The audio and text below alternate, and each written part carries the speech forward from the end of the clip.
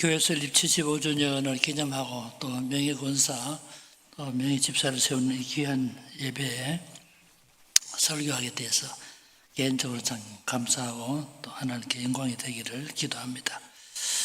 우리 75주년을 맞으면서 저는 한 세 가지 우리가 감사해야 된다고 생각을 합니다.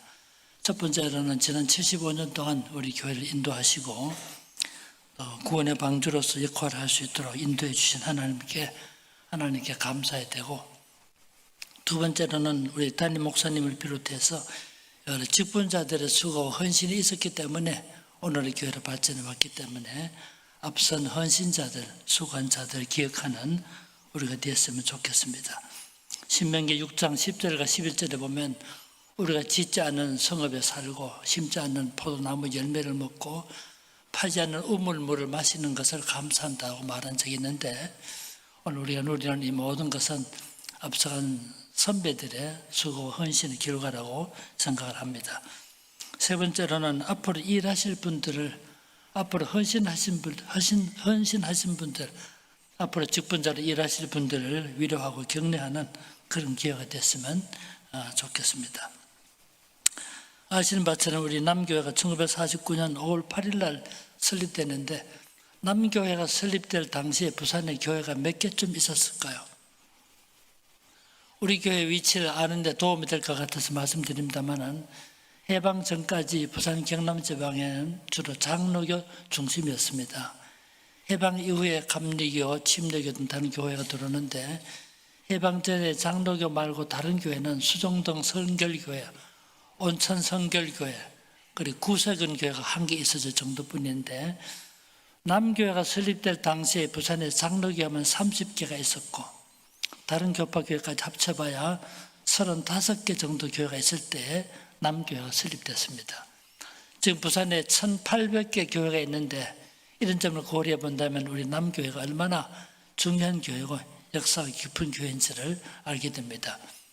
부산에 제일 먼저 설립된 교회가 1892년에 설립된 부산진교회, 두 번째가 1893년에 설립된 초랑교회, 세 번째가 1905년에 설립된 제일영도교회, 1905년도에는 제일영도교회, 항서교회, 구포교회가 설립됩니다. 1906년에 가면 우리 기장교회가 설립됩니다.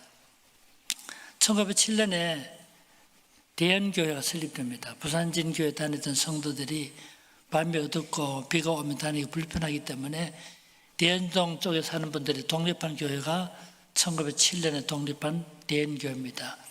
1909년에는 초업교회가 설립됩니다. 역시 부산진교회 다니던 분들이 밤에 교회 출석하기 어렵고 거리가 멀기 때문에 독립한 교회가 초업교회가 됩니다. 1910년에는 간만동에 한센시병 환자들 수용소가 있었는데, 거기 설립된 교회가 상해원 교회가 1910년에 설립됩니다. 1911년에 하단교회가 설립됩니다. 이렇게 교회가 설립돼 가다 1919년에 수영교회가 설립되고, 우리 가까이 있는 우리 부전교회가 설립됐을 때가 1932년도였고 1936년도에는 항남교회가 설립됩니다. 이렇게 교회가 설립되다가 1949년도에 우리 남교회가 설립되게 된 것입니다. 부산의 1800개 교회 중에 우리 남교회가 35번째 안에 든 교회니까 역사를 간직한 교회라고 볼 수 있고, 지난 75년 동안 하나님 은혜 가운데서 오늘의 교회로 발전한 줄로 믿습니다. 우리 고신교단의 역사를 가지고 조금 더 말씀드린다면, 우리 남교회가 중요한 역할을 해왔습니다. 고려신학교가 1946년 9월 달에 설립되는데, 고려신학교 졸업식은 대체적으로 남교회당에서 졸업식을 했습니다. 1952년 9월 달에 고신교단이 출발했는데, 고신교단이 진주 성남교에서 출발할 때, 그때 진주 성남교에서 1회 회의를 한 다음에 3회, 4회, 5회, 6회, 7회, 8회, 9회, 10회, 11회 이 총회를 다른 곳이 아닌 남교회당에서 총회를 했습니다. 우리 고전 총회가 사실은 48회 총회가 1999년도 열리는데, 이때부터는 고려신학대학원에서 총회를 했습니다만은 48회 총 이전까지는 다 교회를 돌아가면서 총회를 했는데 가장 많은 총회를 개최했던 교회가 부산 남교회입니다. 제가 세봤던 18번이나 했기 때문에 1999년 이전까지 가장 많은 횟수로 가장 많이 빈번하게 총회를 개최했던 교회가 부산 남교회입니다. 총회를 개최했단 말은 그만한 시설이 있어야 되고 외부 손님들 대접할 수 있는 역량이 있어야 되는데 여러 가지 조건을 볼 때 남교회가 고신교단에서 중요한 역할을 해왔음을 알 수가 있습니다. 고신교단은 1957년부터 해외 선교를 시작해서 김영진 선교사가 1957년 1월 달에 대만에 파송됐는데 그 후에 김영진 선교 말고 유한준 선교사를 비롯해서 선교사 파송됐고 지금은 약 200가구 정도, 200가정 정도가 해외 선교사로 일하고 있습니다. 선교비를 어떻게 충당했을까요? 고신교단 선교비 절반이 부산노회로 부담됐습니다.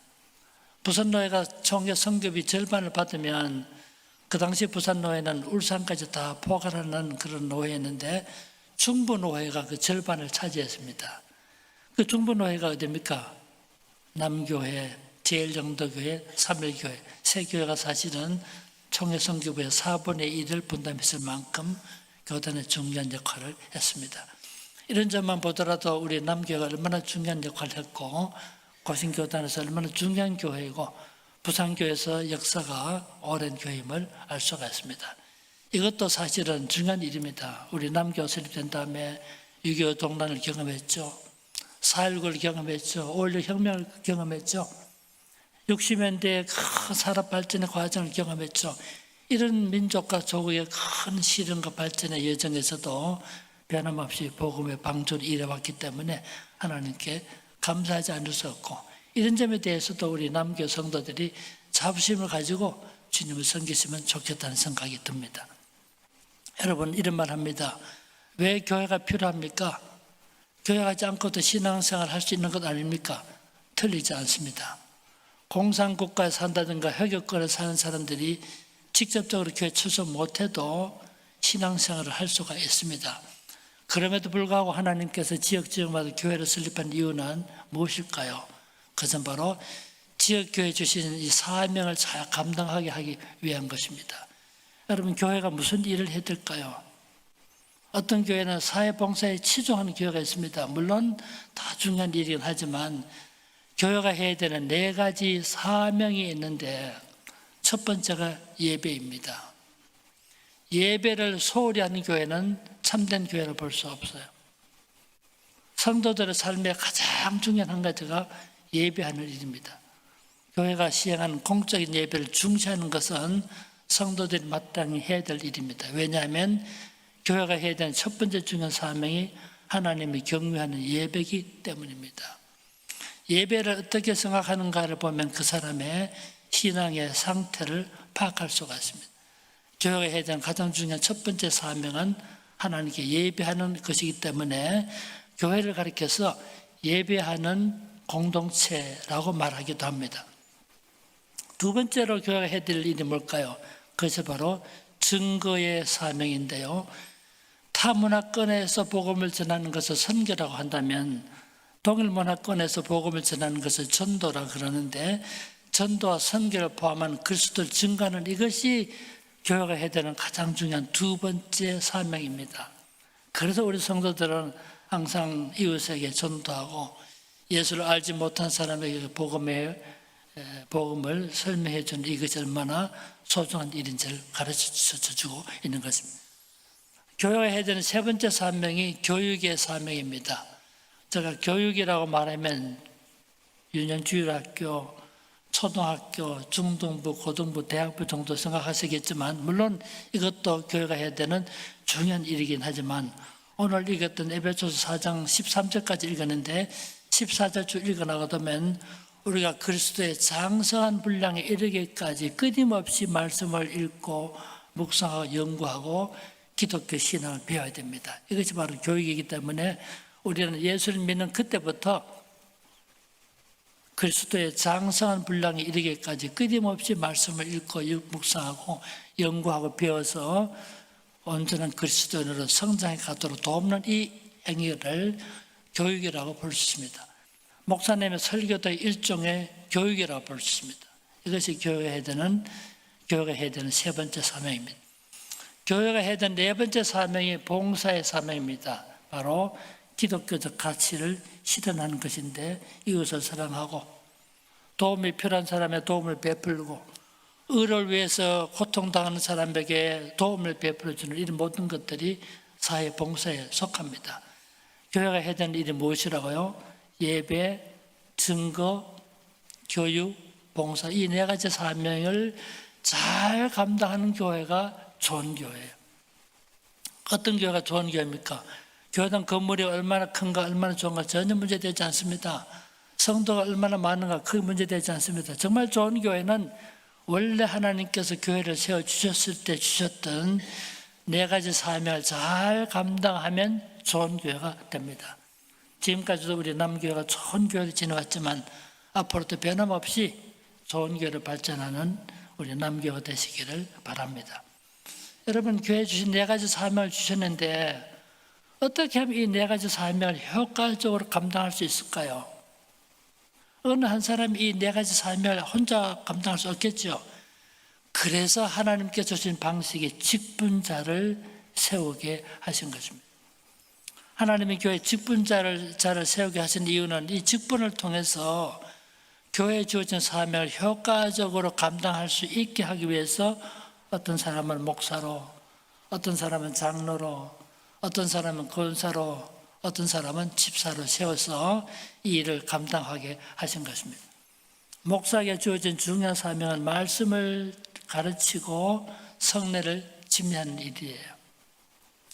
장로에게 주어진 중요한 사명은 목사님이 가르치는 그 말씀대로 성도들이 바르게 살고 있는가를 감독하는 것이 장로의 사명이에요. 그래서 16세기 장로교회가 이루어지고 만들어질 때 그때의 원칙으로 말한다면 장로에게 주어진 제일 중요한 일이 신방이었습니다. 왜 그러냐면 목사는 하나님의 말씀을 가르치고 성도들이 그 가르친 말씀에 따라 살고 있는가를 감독하고 격려하고 권면해서 회개하게 만들고 그렇게 해서 성찬식에 참여하게 함으로써 거룩한 성화의 삶을 살게 이끌어 갔던 것입니다. 목사는 말씀을 가르치고 성도를 집례하는 사람이고 장로는 목사가 가르친 말씀대로 성도들이 살고 있는가를 감독하는 일이었습니다. 집사는 가난한 사람을 구제하고 교회 재정 사용을 함에 있어서 가난한 자를 구제하고 성도들을 돕는 일을 하는 것이 집사의 사명이었어요. 나중 한국교회 필요에 따라서 권사가 세워지는데 권사는 성도들과 교회를 위해서 기도하고 위로하고 권면하는, 그래서 하나님의 교회를 온전히 세워가는 일에 동력하는 것이 권사의 일이었어요. 왜 이런 직분을 주셨을까요? 이 네 가지 직분을 주신 것은 교회에 주어진 네 가지 사명을 효과적으로 감당하게 하기 위해서 직분을 주신 것입니다. 그런데 이 직분을 받은 사람들이 해야 될 일이 뭔가를 보다 구체적으로 설명하고 있는 것이 오늘 읽었던 본문의 내용입니다. 오늘 읽었던 본문에 보면 중요한 말씀이 기록되었습니다. 왜 직분자를 세우게 하셨을까요? 에베소서 4장 11절 이하에 보면 잘 설명하고 있습니다. 이는 성도를 온전하게 하여 봉사의 일을 하게 하며 그리스도의 몸을 세우려 하심이라. 짧은 말이지만 중요한 말씀이 있습니다. 첫 번째가 성도를 온전하게 하며, 여기 성도를 온전하게 한다는 말이 무슨 말일까요? 성도를 완벽하게 한다는 말일까요? 그리스도인으로 온전히 세우게 한다는 말일까요? 여기 성도를 온전하게 하며 한 말은 성도를 온전하게 되도록 하기 위해서 준비하는 일을 포함합니다. 성도를 온전하게 한다는 말은 성도들이 온전한 그리스도인이 되도록 준비시킨다는 뜻을 지니고 있어요. 직분자들이 해야 되는 중요한 일이 우리 성도들이 온전한 그리스도인이 될 수 있도록 그들 준비시키고 양육해가는 과정을 의미합니다. 두 번째로 그렇게 해서 봉사의 일을 하게 하며 하고 있는데, 이것은 우리가 받은 은사를 다 활용해서 교회를 위해서 일하도록 하는 것입니다. 하나님이 주신 영적인 은사들은 다 주님의 교회를 섬기는 수단이라는 사실을 보여주는 것이 봉사의 일을 하게 하며라는 뜻입니다. 그렇게 해서 즉 성도를 온전하게 하고 봉사의 일을 하게 함으로써 결과적으로 그리스도의 몸을 세우게 하기 위함이다 라고 말씀합니다. 여기 그리스도의 몸이라는 말이 무슨 뜻일까요? 우리 사도 바울이 하나님의 교회를 아주 재미있는 말 표현했는데 그것이 바로 그리스도의 몸이라는 뜻입니다. 이것보다 더 좋은 표현이 없다고 말하고 있습니다. 예수님은 몸의 머리이듯이 교회의 머리이시고 우리는 다 그리스도에게 붙어있는 하나의 지체입니다. 그래서 교회 공동체를 사도 바울은 그리스도의 몸이라고 말했습니다. 그래서 오늘 본문에서 그리스도의 몸을 세우려 하심이라는 말은 하나님 나라 운동, 하나님의 교회를 세워가는 것을 말합니다. 그리스도의 몸을 세우려 하심이라 할 때 세운다는 말을 외형적인 건축물로 생각하는 경우가 있습니다만 내적인 결속력을 가진 실제로 하나님 나라 운동을 확산해가는 이것을 그리스도의 몸을 세운다라고 말하고 있습니다. 우리에게 직분을 주신 것은 다 따지고 보면 성도들을 온전하게 해서 그리스도의 사람으로 살게 만들 뿐만 아니라 우리가 받은 직분과 은사를 활용해서 하나님 교회를 도와서 결과적으로 하나님의 교회를 건설해가는 이것이 직분을 주신 중요한 사명인 것을 우리에게 말하고 있는 것입니다. 마지막으로 우리 직분을 받은 또 앞으로 직분자를 일하게 될 우리들이 어떤 태도로 일해야 될까요? 세 가지로 정리해 보고자 합니다. 첫 번째로 우리가 하는 모든 봉사는 직분자 아니더라도 우리가 하는 모든 봉사는 주님을 섬기는 일이라는 점입니다. 저는 학생 때 주일학교 교사를 일하면서 이런 생각을 한 적이 있어요. 내가 주일학교 교사를 일하면서 주일학교 부장 장로님을 도와준다 이렇게 생각한 적이 있습니다. 우리가 하는 일이 어떤 교회에서 장로님을 도우는 것도 아니고 목회자를 돕는 것이 아니라 하나님의 교회를 위해서 봉사하는 이 모든 일은 바로 그리스도를 섬기는 일입니다. 이 점을 에베소서 4장 12절에서 말씀하고 있습니다. 우리들의 모든 봉사는 주님을 섬기는 일이라는 점에서 특별한 의미를 갖는 것입니다. 변함없는 마음으로 주님을 섬기는 우리 모든 성도들 되시기를 바랍니다. 두 번째로 우리들이 하는 모든 직분자, 우리들의 직분 모든 것에 가장 중요한 두 번째는 충성스럽게 일하는 것입니다. 그래서 오늘 읽었던 본문에도 나옵니다만은 미쁘다 이 말이여라는 말로 시작해서 직분에 대해서 말할 때 특히 디모데전서 1장 12절에 보면 나를 능하게 하신 그리스도 예수 우리 주께 내가 감사하면 나를 뭐라고요? 충성되이 여겨 내게 직분을 맡기셨다. 나를 충성되이 여겨서 직분을 맡기셨다. 내가 머리가 좋아서도 아니고 재능이 많아서가 아니라 충성되이 여겨서 직분을 맡기셨다라고 말합니다. 디모데전서 3장 11절에도 보면 여자들도 이와 같이 직분자의 자격을 말할 때 하는 말씀입니다만은 단정하고 참소하지 말며 절제하며 모든 일에 충성된 자라야 할지는 제일 중요한 일이 모든 일에 충성된 자라야 할지니라 라고 말하고 있습니다. 디모데후서 2장 2절에도 보면 내가 많은 증인 앞에서 내게 들은 바를 충성된 사람들에게 부탁하라.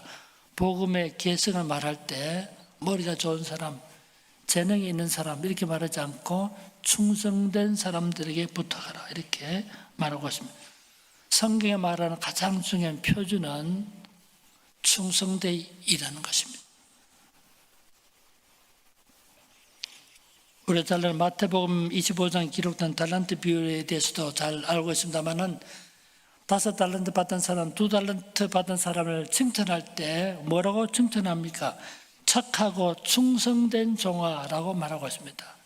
이런 점을 고려해 볼 때 직분을 받은 사람이 해야 되는 제일 중요한 일이 충성되게 일한다는 사실을 충성스럽게 일한다는 것이 얼마나 소중한 것을 알 수가 있습니다. 여러분 충성되다 하는 말을 달리 말하면 신실하다는 뜻입니다. 미쁘다 이 말이여 사람이 감독의 직분을 얻으려면 선한 일을 사모한다 함이로다 라고 말할 때, 직분자의 자기를 말할 때 제일 먼저 미쁘다 한 말은 신실하다는 뜻입니다. 미쁘다는 말이 믿음직스럽다는 뜻도 있지만 사실은 신실하다는 뜻이에요.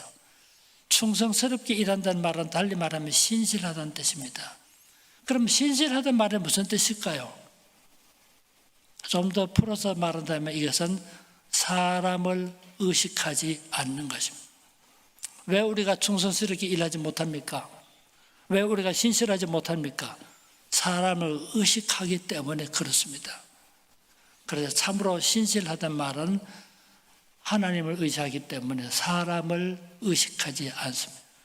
사람을 의식하지 않기 때문에 사람이 알아주든 몰라주든 보든 보지 않든 아무런 상관없이 우리를 하여금 신실하게 일하게 만들어 주는 것입니다. 우리가 맡은 직분을 감당할 때, 하나님의 교회 일꾼으로 일할 때 신실한 마음으로 섬기시는 우리 모든 성도들 되시기를 바랍니다. 세 번째로는 주님을 위한, 하나님의 교회를 위한 우리들의 모든 봉사는 헛되지 않다는 사실입니다. 우리가 일하면서도 헛된 일을 위해서 일하는 일이 얼마나 많습니까? 하루 종일 일하고 났지만 나중에 그 헛된 일이 얼마나 많습니까? 하루 종일 컴퓨터 작업해서 큰 좋은 글을 썼다고 생각되는데 그만 실수해서 다 날려버렸을 때, 다 날아가 버렸을 때 그 참담함이 얼마나 큽니까? 우리의 일생의 삶이 그렇다면 우리 삶에 무슨 의미가 있겠습니까? 그런데 참 중요한 가지는 우리가 하나님의 교회를 위해서 일하니 모든 것은 헛되지 않다는 사실이에요. 이것이 봉사자로 일하는 우리들에게 얼마나 큰 위로가 아니겠습니까? 사도 바울은 고린도전서 15장에서 부활에 대해서 다 말한 다음에 고린도전서 15장 마지막 절인 58절에 보면 이렇게 말합니다. 그러므로 내 형제들아, 그러므로 내 사랑하는 형제들아, 견고함이 흔들리지 말고 항상 주의 일에 더욱 힘쓰는 자들이 되라. 그 다음 뭐라고 말합니까? 이는 너희 수고가 주 안에서 헛되지 않은 줄을 알미니라. 이는 너희 수고가 주 안에서 헛되지 않음을 안다라고 말씀합니다. 우리가 주님의 교회를 위해 사는 모든 일은 헛되지 않는 수고입니다. 이거 큰 확신을 가지고 살아있는 동안에 주 영광 위에 살아가고 주님의 교회를 잘 섬겨나가는 우리 모든 성도가 되시기를 주의 이름으로 축원합니다.